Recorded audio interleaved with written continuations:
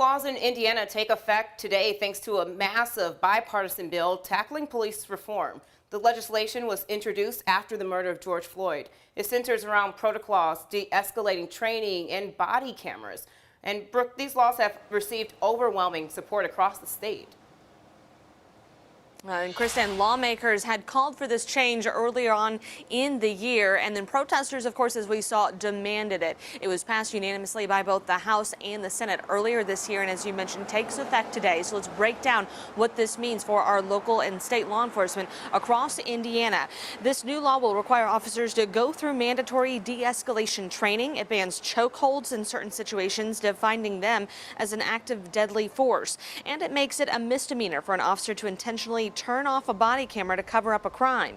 Additionally, the Indiana Law Enforcement Training Board can now decertify an officer who's committed misconduct, and agencies looking to hire officers are required to request their personnel file from any previous departments where they served. Kenneth Sullivan's a pastor in Indianapolis who says these new mandates will bring more credibility to law enforcement.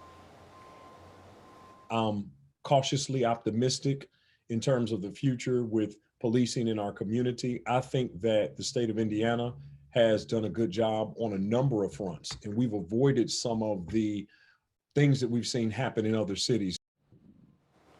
Sullivan says the new state laws are not a fix-all for police and community relations, but it was a surprise that the action came as fast as it did. Indiana lawmakers have said before that they are being told by a number of other states that they are using this new law as a blueprint for when they return to their next session. Kristen.